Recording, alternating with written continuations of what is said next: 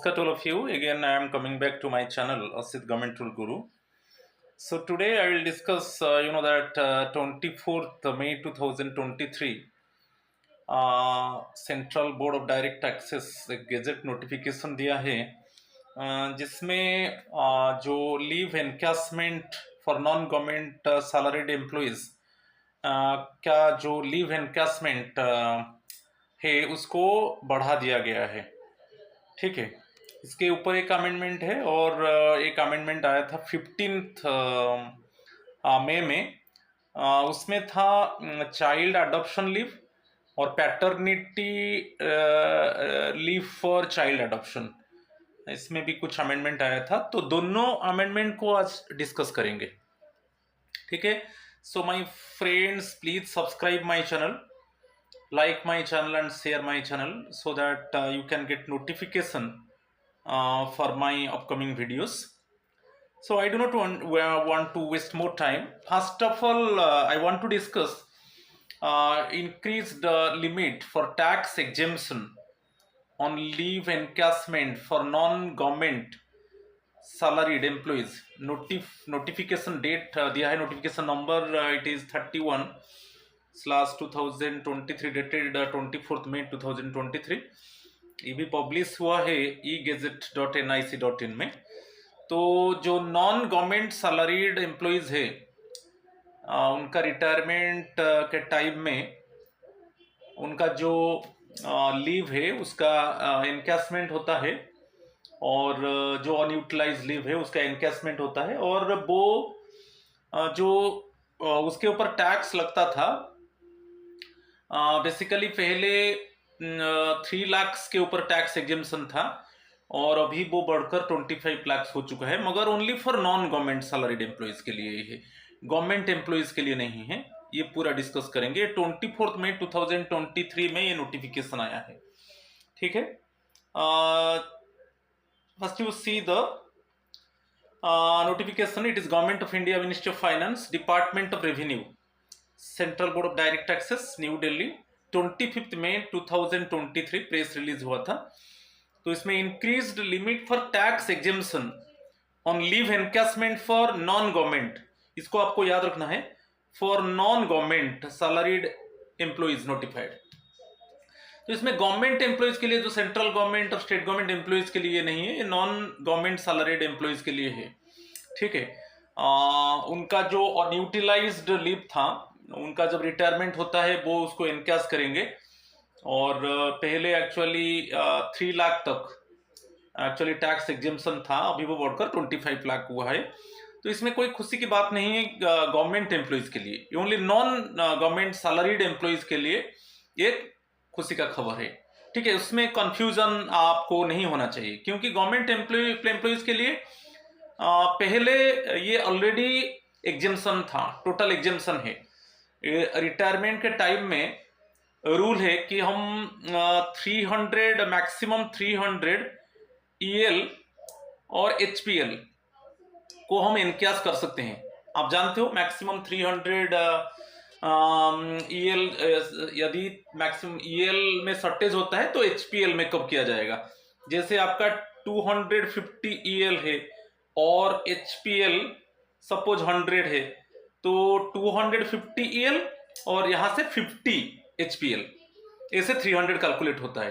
ठीक है, तो पहले आप ईएल को ले जाओ, कितना ईएल है, मेरा एग्जांपल में 250 ईएल है और एचपीएल 100 है, तो 250 ईएल ले जाओ, यहां से एचपीएल से 50 ले जाओ। तो ईएल जैसे यहां पर जो लीव एनकैशमेंट होता है वो बेसिक पे प्लस डीए, और यहां पर एचपीएल केस में हाफ लेना है, बेसिक पे को आप हाफ कर दो और उसके ऊपर डीए ले जाओ। और वो सो इस केस में जो एग्जांपल दिया, जैसे 250 ईएल बेसिक पे प्लस डीए प्लस यहां पर जो 50 एचपीएल होगा, इस केस में बेसिक पे को आप हाफ कर दो, जैसे हाफ लीव सैलरी, बेसिक पे को हाफ कर दो और उसके ऊपर डीए। ठीक है, इसे आप कैलकुलेट 50 एचपीएल के लिए करना है। ठीक है, तो ये था। तो मगर ये गवर्नमेंट एम्प्लॉइज के लिए नहीं है। गवर्नमेंट एम्प्लॉइज के लिए जो एनकैशमेंट है ये पूरा टैक्स एग्जेम्पशन है। ये बेसिकली जो अमेंडमेंट आया है वो non government basically non government salaried employees के लिए आया है। ठीक है, नोटिफिकेशन नंबर 31/2023 डेटेड 24 मई 2023 में इसको बोल चुका हूँ। ठीक है, the tax exemption on leave encashment of non government salaried employees in respect of the period of earned leave what is credit.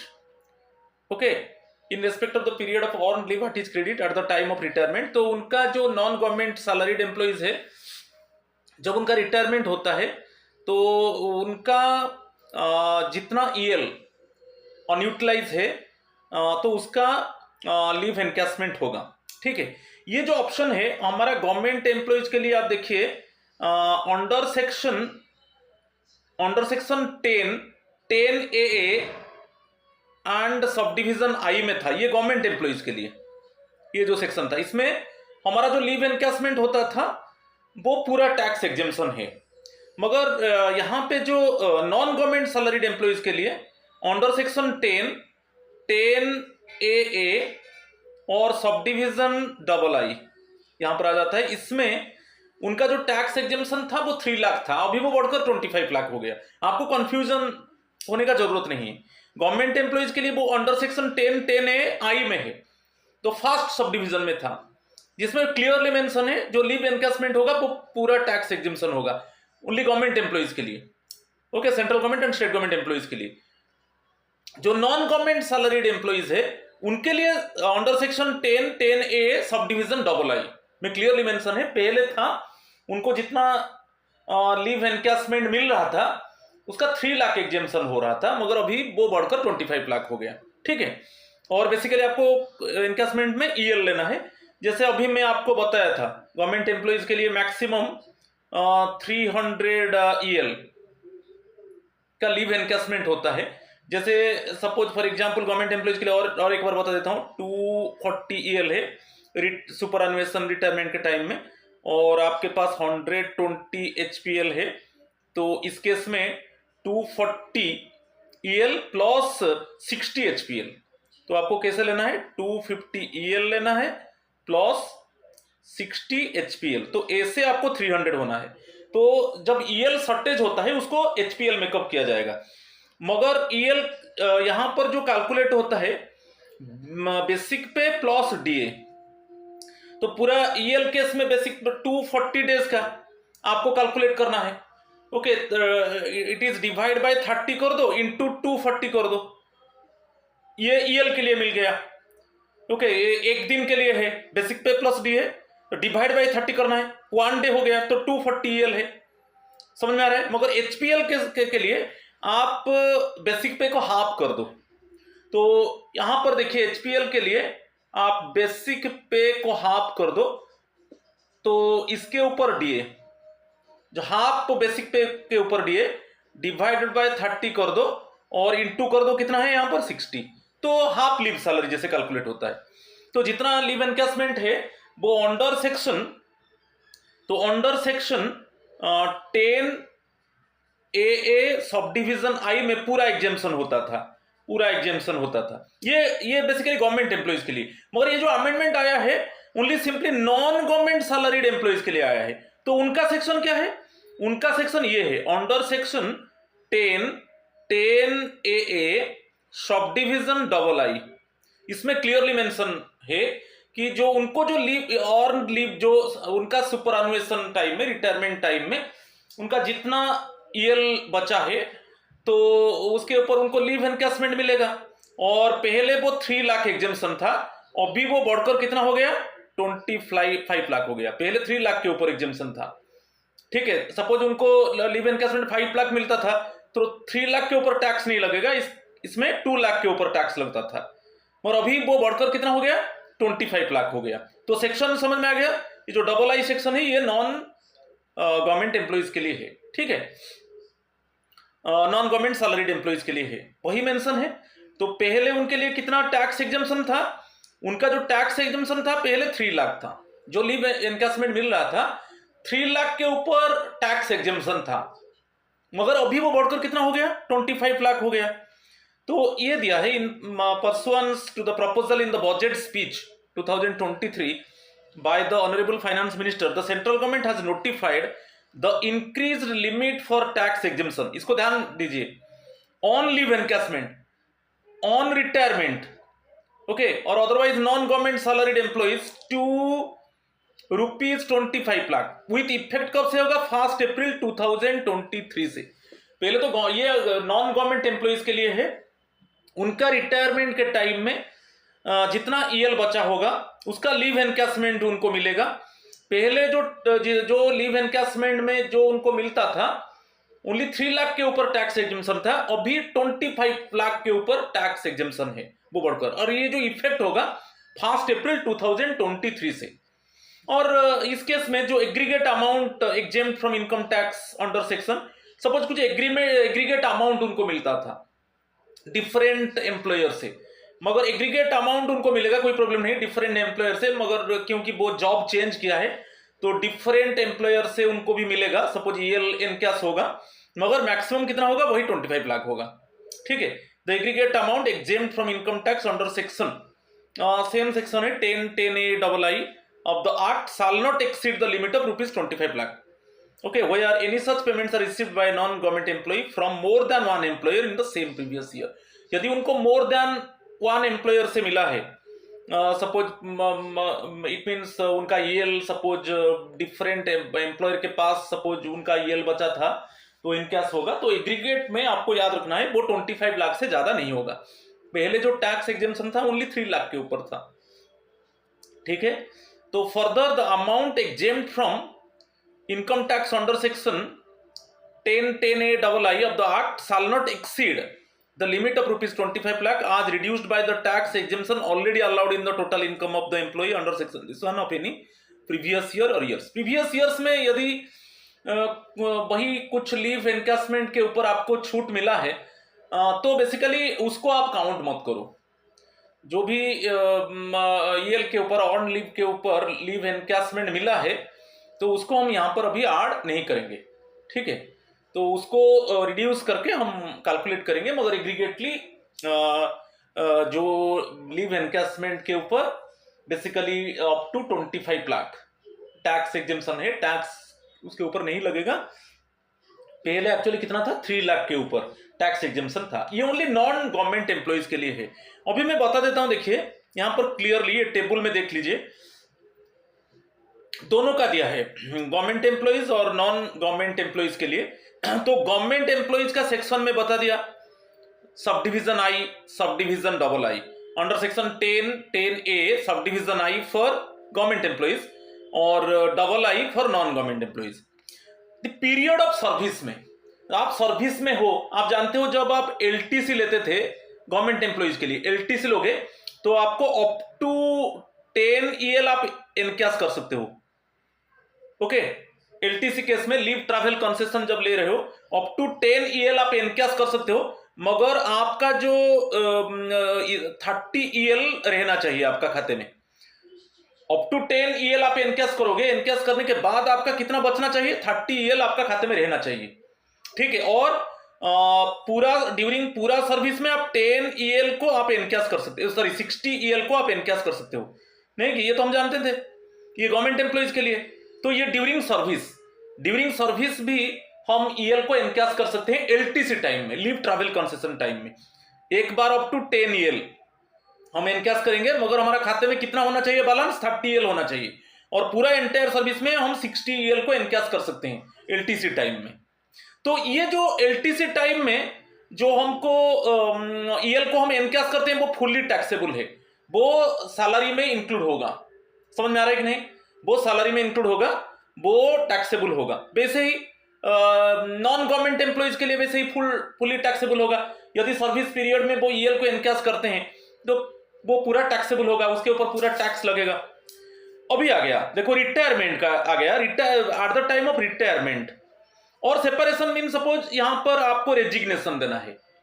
Okay, resignation में जैसे मैं बताया था, रेजिग्नेशन टाइम में जो गवर्नमेंट एम्प्लॉइज के लिए आपका मैक्सिमम 100 ईएल, इसमें एचबीएल नहीं होगा, ओनली रेजिग्नेशन आप देख कर जा रहे हो।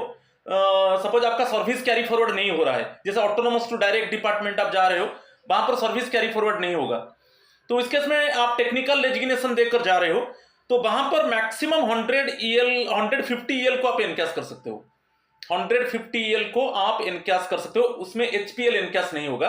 और इसमें मजा बात है, जितना भी ईएल है उसका हाफ मिलेगा। सपोज आपका खाते में 200 ईएल है तो आप कितना एनकैश कर सकते हो, 100 ईएल ओके एनकैश कर सकते हो, हाफ हो जाएगा।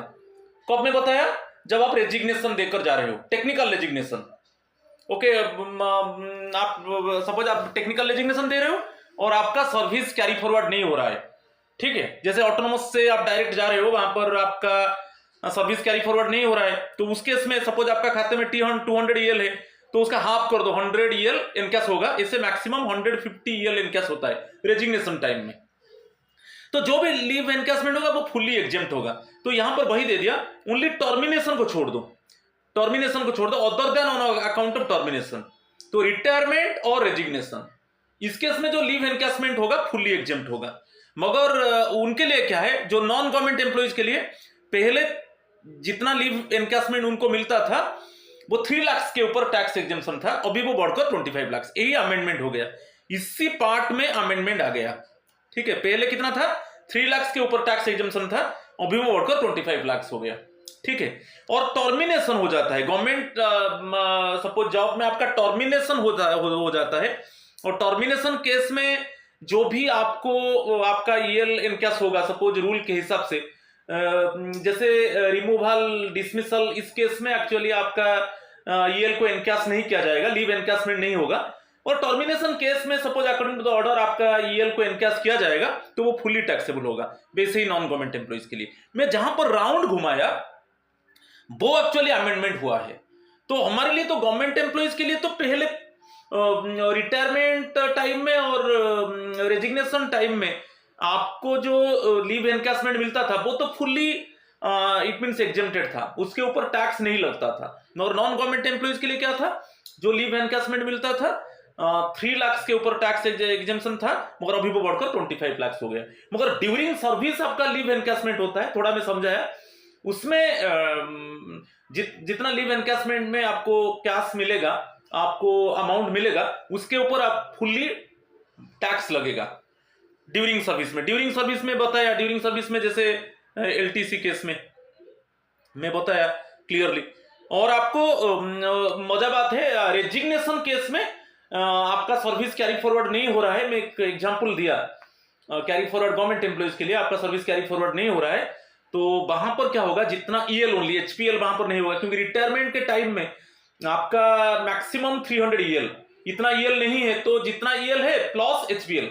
मगर इस केस में ओनली ईएल, रेजिग्नेशन टाइम में ओनली ईएल, राइट, वो इनकेस होगा। मगर जितना ईएल है उसका हाफ, और मैक्सिमम कितना ईएल इनकेस हो पाएगा, 150, और जितना ईएल है उसका हाफ इनकेस होगा रेजिग्नेशन टाइम में। समझ में आ रहा है। और टर्मिनेशन केस में गवर्नमेंट ऑर्डर से सपोज ऑर्डर मिला कि उसको उसका जो ईएल है वो इनकेस होगा, और इन लीव एनकैशमेंट में यदि जो अमाउंट मिलता है वो फुली टैक्सेबल होगा। अभी समझ में आ गया। तो ये अमेंडमेंट जो आया है नॉन गवर्नमेंट सैलरीड एम्प्लॉइज के लिए आया है। गवर्नमेंट सैलरीड एम्प्लॉइज के लिए पहले वो टैक्स एग्जेम्पशन था, ठीक है, ये चीज को आपको ध्यान देना है। और एक अमेंडमेंट आया है, वो 15 मई में आया है अमेंडमेंट।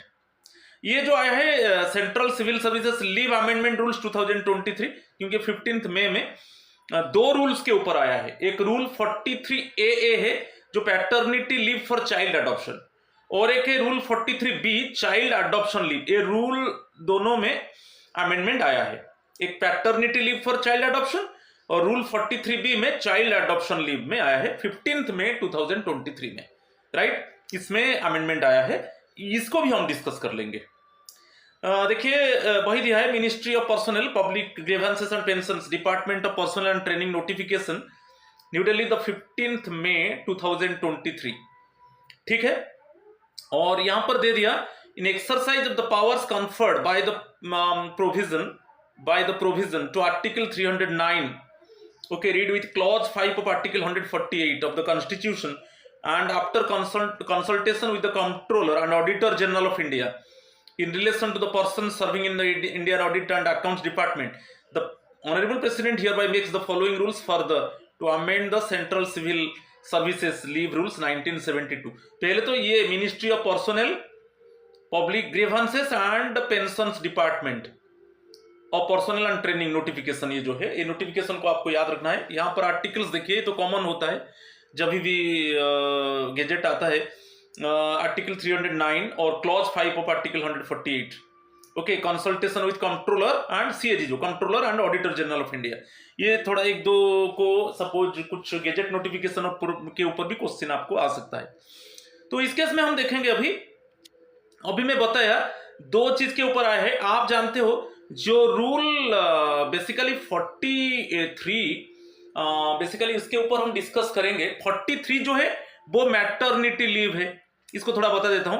43A है, ये पैटर्निटी लीव के ऊपर है, और इसमें जो अमेंडमेंट अभी आया 43AA, ये paternity leave for child adoption. यदि आप चाइल्ड अडॉप्ट किया तब उस केस में आपको पैटर्निटी लीव मिलेगा, ये तो रियल चाइल्ड के लिए। 43A में जो पैटर्निटी लीव मिलता है आपका रियल चाइल्ड के लिए, और 43AA में पैटर्निटी लीव कब मिलेगा, जब आप एक चाइल्ड को अडॉप्ट करते हो, उसमें पैटर्निटी लीव मिलेगा। इसके ऊपर एक्चुअली अमेंडमेंट आया है। और एक अमेंडमेंट आया है 43B में, ये है चाइल्ड अडॉप्शन लीव। ये है चाइल्ड अडॉप्शन लीव जो फीमेल एम्प्लॉइज को मिलता है। ठीक है, दोनों में अमेंड जो एनसर्कल किया ना, ये दोनों में अमेंडमेंट आया है।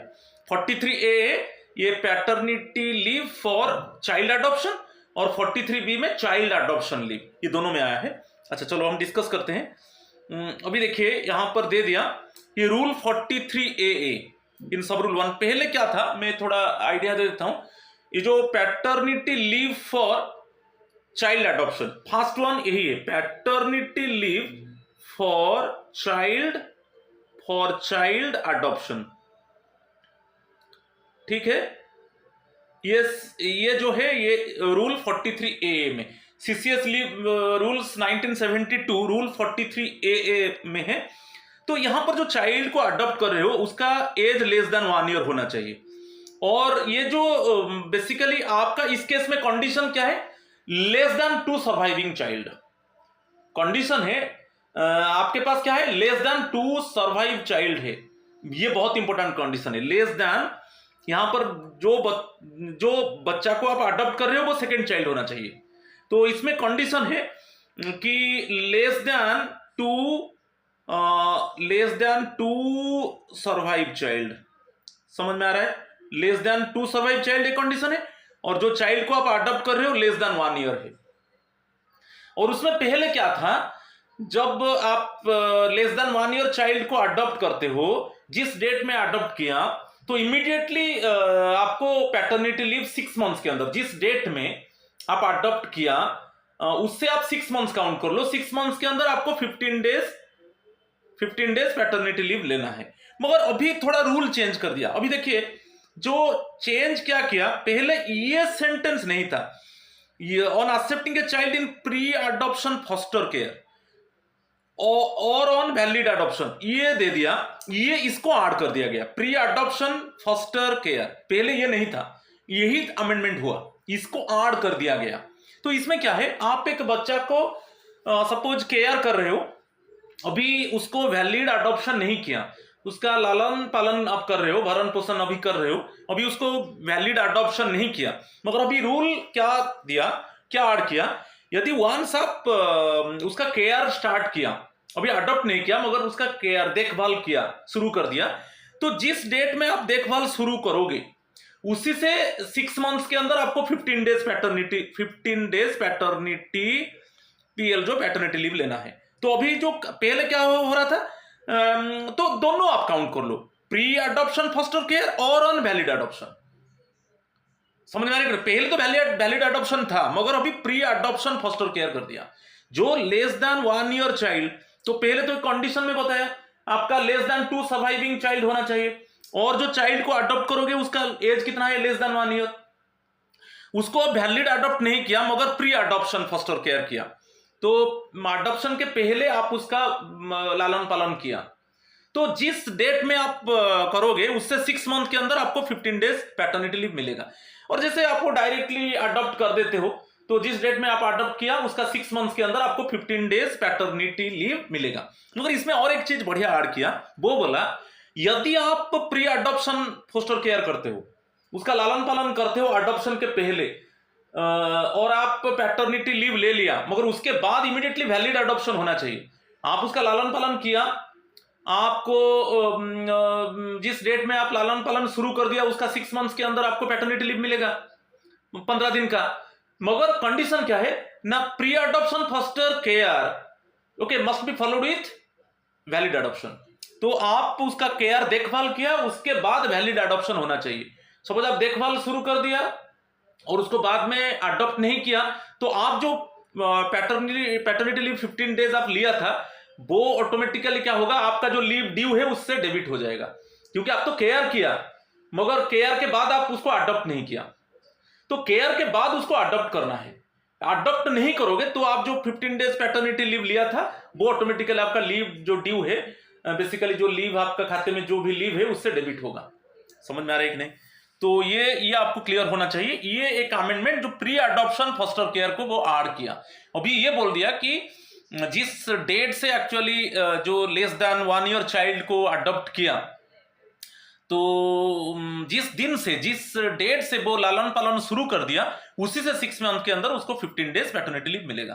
पहले तो वैलिड अडॉप्शन का बात था, जब आप एक चाइल्ड को वैलिड आप अडॉप्ट किए, जिस डेट में आप अडॉप्ट किया उसका 6 मंथ्स के अंदर आपको 15 डेज पैटर्निटी लीव मिलेगा। और यहां पर और एक चीज बता दिया कि आप प्री अडॉप्शन फोस्टर केयर है तो उसके बाद आपको वैलिड अडॉप्शन करना है, और वैलिड अडॉप्शन आप नहीं किया तो आप जो पैटर्निटी लीव 15 डेज लिया है वो ऑटोमेटिकली जो लीव ड्यू है उससे डेबिट होगा। ठीक है, ये एक था। ये बेसिकली जो मैं अभी लिखा था उसको paternity leave for child adoption, वो बेसिकली रूल किस में आता है ना, 43AA में आता है। ठीक है, चलो वही चीज मैं बता दिया, उसको आप देख लीजिए। Clear, provided that in case where the pre adoption foster care is not followed by valid adoption, आप प्री अडॉप्शन फोस्टर केयर के बाद वैलिड अडॉप्शन करना है। ओके, नहीं तो आप जो पैटर्निटी लीव लिया था शैल be debited from any other kind of leave available, from any other kind of leave, कोई भी लीव से जो भी लीव ड्यू है उससे डेबिट हो जाएगा, from any other kind of leave available to the credit of such male government servant. समझ में आ गया? समझ में आ गया? तो ये क्लियर है। और जो नेक्स्ट इसमें अमेंडमेंट किया 43B में, ये बेसिकली जो 43B आता है वो चाइल्ड अडॉप्शन लीव, ये है चाइल्ड अडॉप्शन लीव, ये 43B। आप देखिए CCS लीव रूल्स 1972 43B में क्लियरली मेंशन है। तो उसमें क्या था आपका, वैसा ही जो चाइल्ड अडॉप्शन लीव में लेस देन 2 सर्वाइविंग चाइल्ड, और जो चाइल्ड को अडॉप्ट करेगा फीमेल गवर्नमेंट सर्वेंट, उसका एज क्या होना चाहिए, less than 1 year. Female government servant जो चाइल्ड को अडॉप्ट करेगा वो लेस देन 1 ईयर होना चाहिए, और लेस देन 2 सर्वाइविंग चाइल्ड होना चाहिए।